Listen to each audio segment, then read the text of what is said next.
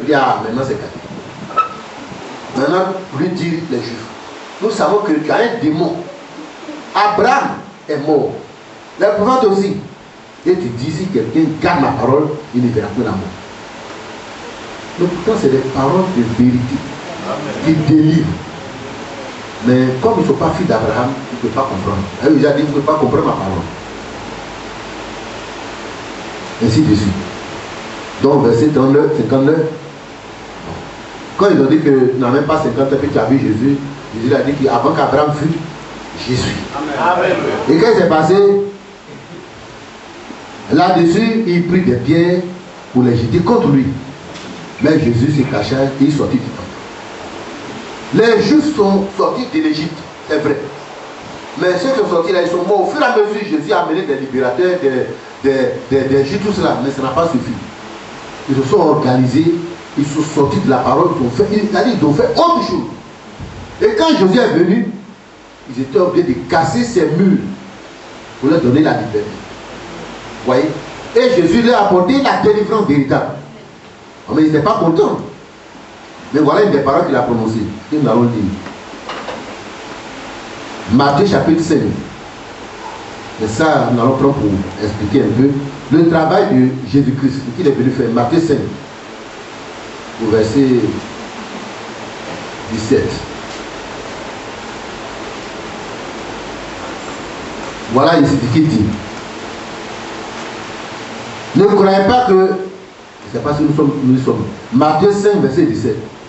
Ne croyez pas que je sois venu pour abolir la loi ou les prophètes. Je suis venu non pour abolir, mais pour accomplir. Oh, mais c'est des choses merveilleuses, ça. Ça résume tout le travail que Jésus est venu faire. Parce que, tout, vous voyez, Jésus est né sous la loi, on est d'accord. Si vous prenez Galates chapitre 4, verset 5, prenons ça. Galates 5. Si vous avez le temps, vous pouvez noter. Galates 5, verset 4 à 5. Mais, lorsque les temps ont été accomplis, Dieu a envoyé son fils, né d'une femme, né sous la loi. Voilà ce que veut dire, je ne suis pas venu pour abolir, non pas abolir, mais pour accomplir. Jésus est né sous la loi. Nous avons lu. Jésus a vécu une vie parfaite, une vie d'obéissance. On est d'accord. Il y a plein de passages qui attestent. Si vous prenez Romains 5, vous pouvez lire cela. Romains chapitre 5, verset 19. Voilà ce qui est écrit, je lis pour gagner du temps. Car, comme par la désobéissance d'un seul homme, beaucoup étaient rendus pécheurs, de même par l'obéissance d'un seul, beaucoup sont rendus justes. Vous voyez, frère. Puis il y a un autre passage aussi, je ne sais pas si je n'ai pas noté, mais qui parle bien de l'obéissance. On va continuer, vous allez voir. Donc Jésus est né sous la loi, nous l'avons vu. Mais il a obéi. Il a été parfait. Oh, mais il a été un enfant obéissant, même à son baptême. Vous avez vu, à son baptême, quand il est sorti de l'eau, une voix s'est fait entendre. Celui-ci est mon fils bien-aimé en qui j'ai trouvé mon plaisir. Comme un enfant obéissant. Tout ça, c'est pas gratuit. Hein. Ça, là, c'est qu'il a dit qu'il ne sont pas venus pour abolir, mais pour accomplir. C'est ça qu'il s'agit. C'est ce que ça veut dire, ça. Et puis, Jésus a mieux présenté la loi. Vous avez compris? Il a mieux présenté la loi par une vie sainte. Et puis il a accompli ce que signifient les symboles du culte autre là. Bon, les ablutions, toutes ces choses-là ne se trouvent qu'en Jésus-Christ. La loi cérémonielle, tout ce qui comporte, mais on a parlé de ce que, on parle de sacrifice. En un mot, la vie de Jésus jusqu'à sa mort a assoupli les exigences de Dieu. Par sa soeur, par sa mort, tout a été accompli. Après, il a dit que c'est venu pour accomplir. Effectivement, il a accompli la loi. Il a marché. Il est né sous la loi, mais il a marché dans la loi. Il a traversé la loi. Il a été obéissant en toutes choses. Donc, nous pouvons comprendre que par sa vie saine, vécue, oh mais les exigences de Dieu ont été satisfaites. Ça, c'est le troisième point. Et si vous voulez prendre cela, c'est dans Matthieu chapitre 15, il y a noté cela. On peut voir ça. Nous avons lu ça déjà, mais il y a un point que je voulais voir dedans. Matthieu chapitre 15, verset 1 à 19. Mais je vais prendre quelque chose dedans.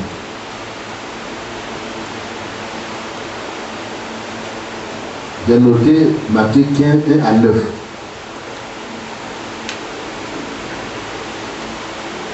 Voilà ce qu'il dit. Au verset 6, nous avons lu ça, je continue. Vous annulez ainsi la parole de Dieu au profit de votre tradition. En un mot, qu'est-ce que nous voulons dire par là? La loi, elle est bonne, la Bible dit, même Paul en a parlé. Mais ils ont fait des greffages, n'importe quoi. Ils ont accroché à cette loi que Dieu a donnée pour donner la vie.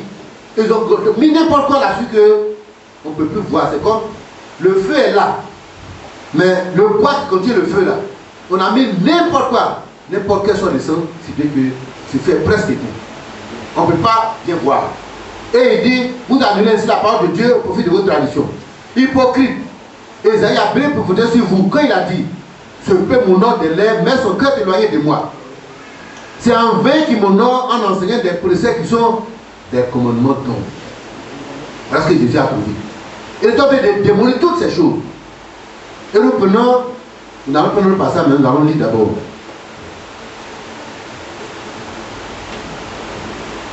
Et ce que je venais de dire, concernant ce que Jésus a vécu, tout près dans Hébreux chapitre 9, verset 11 à 15, là c'est presque le coup. C'est tellement bien présenté. Hébreux chapitre 9, verset 11 à 15. Voilà ce qui est écrit. Mais Christ est venu comme souverain sacrificateur des biens à venir. Il a traversé le tabernacle plus grand, non, le tabernacle plus grand et plus parfait, qui n'est pas construit de main d'homme, c'est-à-dire qui n'est pas de cette création. Et il est entré une fois pour toutes dans le lieu très saint, non avec du sang des boucs et des taureaux, mais avec son propre sang ayant obtenu une rédemption éternelle. Car si le sang des taureaux et des boucs et la cendre d'une vache répandue sur ceux qui sont souillés, sanctifiés procure la pureté de la chair, combien plus le sang de Christ, qui par l'Esprit éternel s'est offert lui-même sans tâche à Dieu, purifiera-t-il notre conscience des œuvres mortes afin que nous servions le Dieu vivant. Et c'est pour cela qu'il est le médiateur d'une nouvelle alliance, afin que par la mort étant... oui, excusez-moi. Afin que... Verset 15, voilà. Afin que la mort était intervenue pour le rachat des transgressions commises sous la première alliance, ceux qui étaient appelés reçoivent l'héritage éternel qui leur a été promis. Amen. Ça, quand vous voyez la loi, il y a des cérémonies, il y a des sacrifices, tout cela, c'est ce que ça résume. La vie que Jésus a menée a satisfait à toutes ces exigences. C'est pour cela que aujourd'hui, on n'a pas besoin de prendre un mouton, un agneau pour aller faire un sacrifice. Et Jean, quand il a présenté, Jésus a dit, voici l'agneau qui a le péché du monde. Amen. Donc, ce deuxième exode, c'était de sortir des traditions, des coutumes, de ce que les pères ont enseigné pour revenir à la grâce. Vous voyez? Et c'est dans cette nouvelle alliance. Parce que, voilà ce que la Bible dit dans... J'ai noté cela, c'est parce que je n'ai pas oublié. Mais pour bien comprendre, il a dit que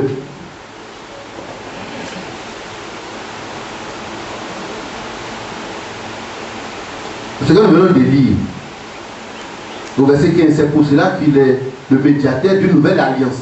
Il y a eu plusieurs alliances avec les Juifs, hein, plusieurs. Mais on parle d'une nouvelle alliance. Nous pouvons comprendre, c'est la dernière même.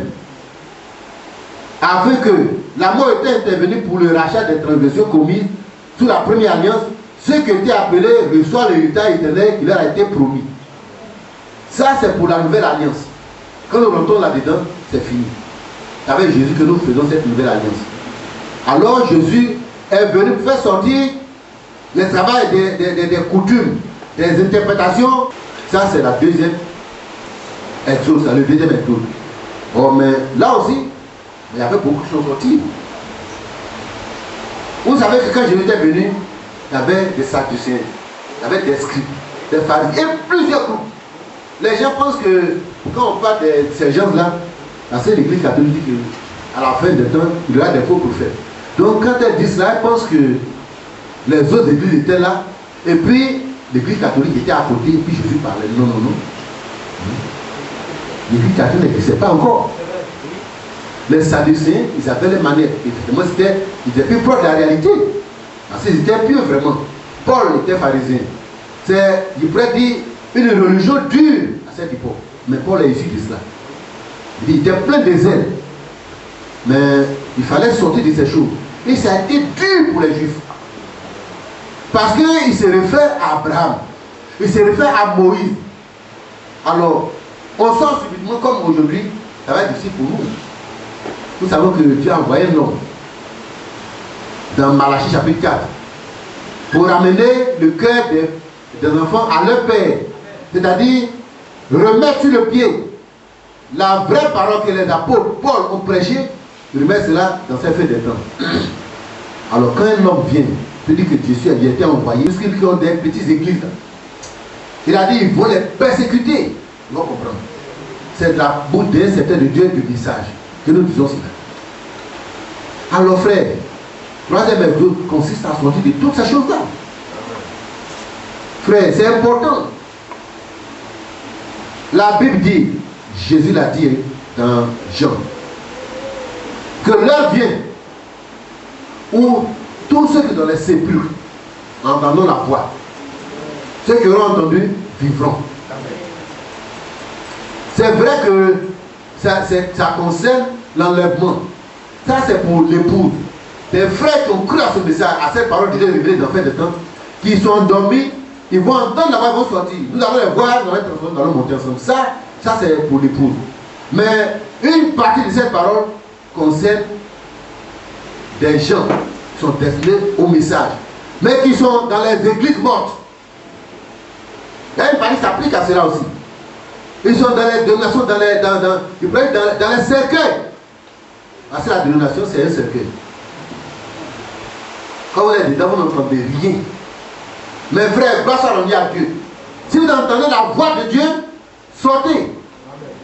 Aujourd'hui, les gens viennent, ils pensent que ce que nous faisions, bon, j'étais dans mon quartier, à l'église baptiste, la méthodiste, nous aussi nous avons une religion.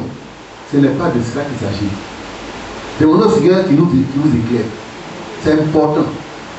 Nous sommes sortis. Parce que tout comme au temps des Hébreux, beaucoup sont sortis. Mais quand ils sont sortis, eux, ils n'ont pas. Ils sont sortis pour se balader. Un jour, frère Jean me disait qu'il parlait à un secteur de Dieu. Et puis il dit, mais moi je n'ai même pas entendu le message pour sortir. Il était sorti avant que le message, avant que je rencontre le message. Mais il est sorti par les où? Nous on sort pour rentrer. Nous rentrons en Christ. Amen. Vous voyez? Aujourd'hui, frère, si Jésus-Christ va revenir, il va prendre quelle église? Dites-moi. Les catholiques? Les baptistes? Les méthodistes? Esprit de Dieu? Les branhamistes? Frère, non. Le frère dit non. Parce que Branham est devenu une religion. Regardez ce qui se passe auprès de nous. Un jour, j'ai parlé avec un neveu, la semaine passée.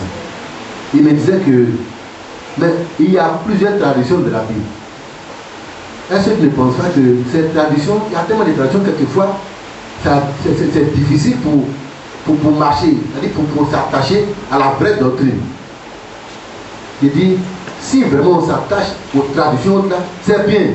Mais pour étudier, on a besoin un peu de ça, mais ce n'est pas suffisant. Il a dit que quand nous sommes venus à cette parole, il y a la Bible, il y a les brochures, les prédications, mais ce n'est pas fini. Il y a l'Esprit de Dieu. Amen.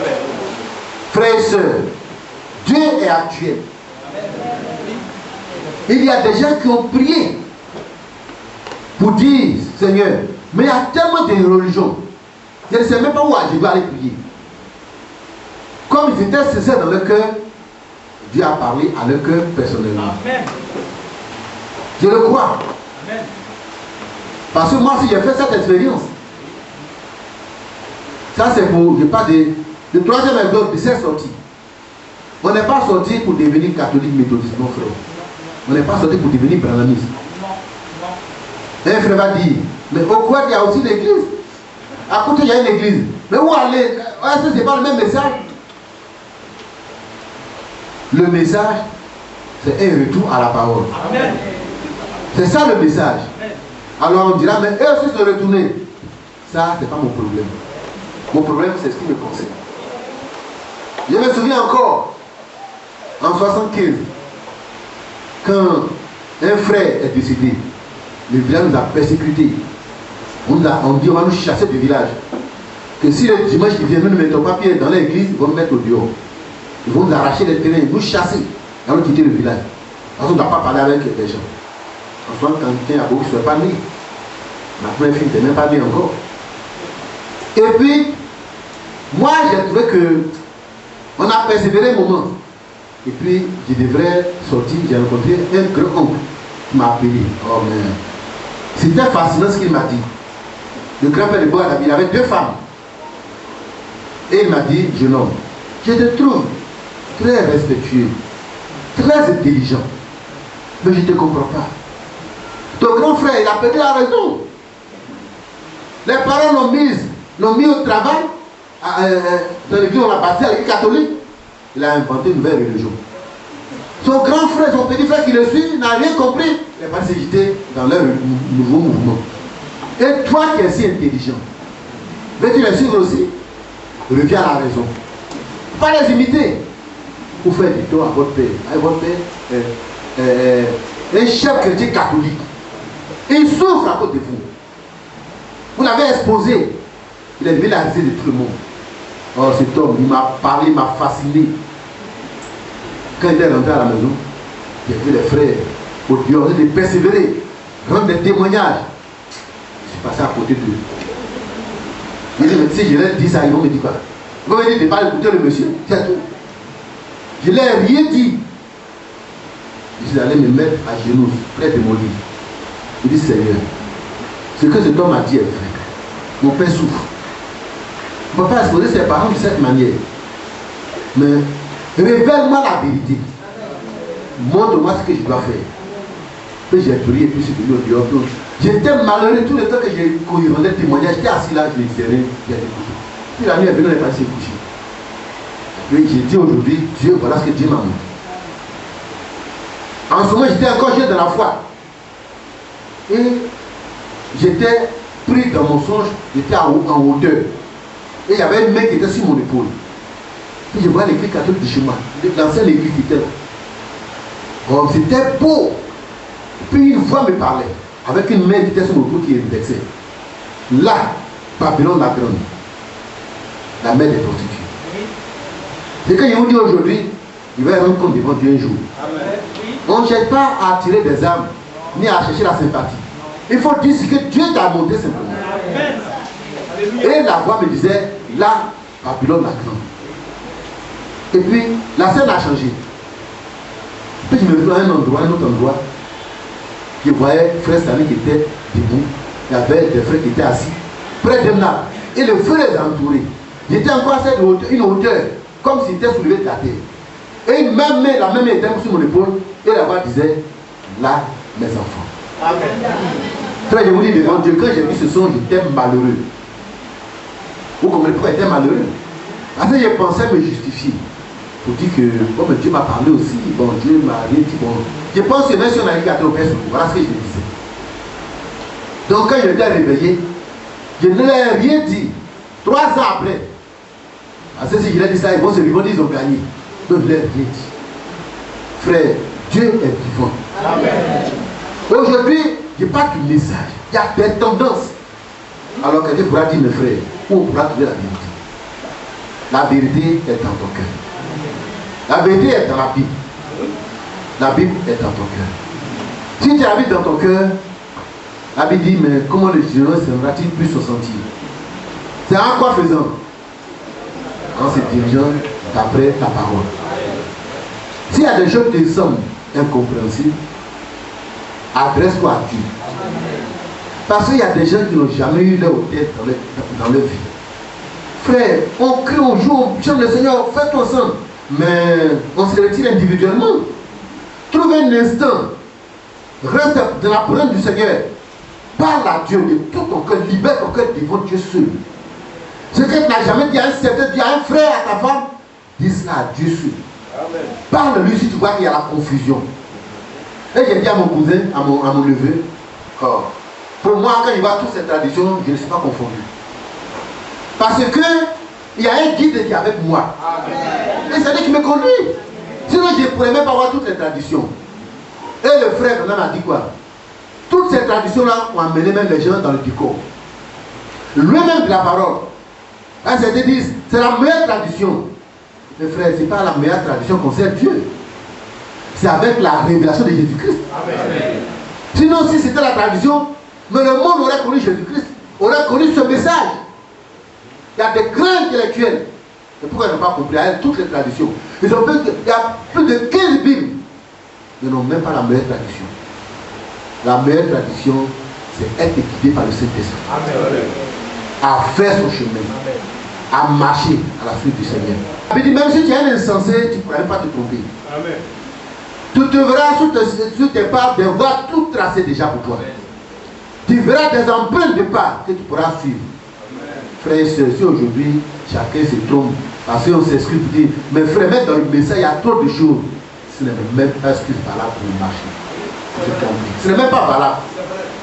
Jésus t'a dit quoi? Le Seigneur t'a révélé quoi? Non. Aujourd'hui, nous sommes arrivés. Il ne faut pas nous tromper. C'est quoi quand les frères font des déclarations n'importe comment? Nous restons tranquilles. Parce que si tu viens de la preuve du Seigneur, tu parles peu. Pas de déclarations n'importe comment. Le frère hier nous disait qu'il y a un frère, plus de 30 ans de ministère. Il a donné 2 prophéties. Mais il y a des frères chaque soir, des prophéties. Non, que Dieu nous vienne nous aider. Dieu n'a pas laissé l'église dans la confusion. Le dernier, il y a plein de passages pour le 3e éclos, où Dieu nous a dit que sortez du milieu d'elle, mon peuple. Quand nous lisons ces choses, ne pensons pas que nous arrêter aux religions, non. Même aux frères, aux crépuscules au milieu de nous. Il n'y a que la parole seule qui compte. Et il y a le frère là. Si nous sortons de la parole, on n'a plus rien à voir avec ça. Effectivement, si on ne comprend pas une chose, comme je disais à ce jeune homme, l'homme de Dieu, ce n'est pas celui qui comprend toute la Bible, non. Ce n'est pas lui qui explique toute la Bible. Il comprend peu, mais il marche avec le peu. Oui frère, pour aller chez moi à la maison, il n'est pas bien de voir la maison avant d'aller, non. Ce qui est suffisant pour moi, c'est de faire un pas après. Un pas après. Sur le droit chemin, c'est suffisant. Et il va vous montrer aussi un autre secret. Vous savez, quelquefois, on a tellement de problèmes dans sa marche. Et puis on se dit, mais est-ce que je pourrais bien marcher? Est-ce que je pourrais être stable au milieu des tentations au travail? J'ai tellement gâté mon témoin au travail, je fais n'importe quoi. Si vous pensez à ces choses, vous ne pouvez pas avancer. Faites une seule chose. Aujourd'hui, c'est mon jour. Ma préoccupation, c'est de bien marcher. Demain, ce n'est pas pour moi. Si je dois faire des erreurs demain, avoir un mauvais témoin, ce n'est pas mon problème. Aujourd'hui, là, il va avoir un bon témoin. Frère, vous allez aller sur vous. Amen. Ne regardez même pas devant. Les frères nous fait chanter sur un cantique, comme on dit. Dieu, je n'ai pas besoin que Dieu me montre. Très loin le chemin à suivre. Vous vous souvenez de ces cantiques? Un beau cantique. Je n'ai pas besoin de connaître tout le chemin à suivre. Mais que je sois sûr qu'il soit avec lui, c'est l'essentiel. S'il tient ma main, il va arriver au bout. Donc frère, aujourd'hui nous sommes dans ce 3e exode. Ne nous amusons pas. Nous sommes environnés de toutes sortes de témoins, des gens de toute espèce qui nous suivent parce qu'ils ont envie de faire le chemin avec nous. Ils veulent nous accompagner peut-être. Certains c'est des conducteurs de chants. Certains c'est des prédicateurs. D'autres c'est des guides, des conducteurs. Tout ça c'est beau. Mais que chacun marche ayant la main de la main du Seigneur. Que tu sois sincère. Que quand tu te mets à genoux pour parler à Dieu, ta conscience ne te reproche rien. Que ton cœur ne te condamne pas. que tu aies de l'assurance devant Dieu, pas de l'avant. La suite du voyage, ce n'est pas ton affaire. Ça, c'est l'affaire du Seigneur. Mais ne marche pas avec lui. Tu verras le vrai pauvre. Que Dieu nous bénisse. J'essaie d'aller rapidement. Mais si vous avez le temps, prenez la Bible, lisez, vous allez comprendre. Que dans le 3e Exode, mais la Bible a insisté sur beaucoup de choses. Tous ces exemples, le premier, deuxième, nous montrent que, comme Paul l'a dit, tout ce qui est arrivé aux Juifs, tout ce qui est arrivé à ce peuple, est écrit pour nous servir quoi? Le témoignage. À nous sommes parvenus à la fin de temps. Pour que nous n'imitons pas la désobéissance qu'ils ont faite. Pour que nous ne le verrons pas comme ils sont rébellés. Mes frères, pour que nous soyons modestes, calmes, sains, humbles, nous attendons au Seigneur. Et ça, n'a pas manqué de bon. J'ai été très difficile, je voulais aller un peu lent, au fur et à mesure, j'ai vu que c'était un peu rapide. Mais ma prière, c'est parce que je l'ai dit qu'il va convaincre.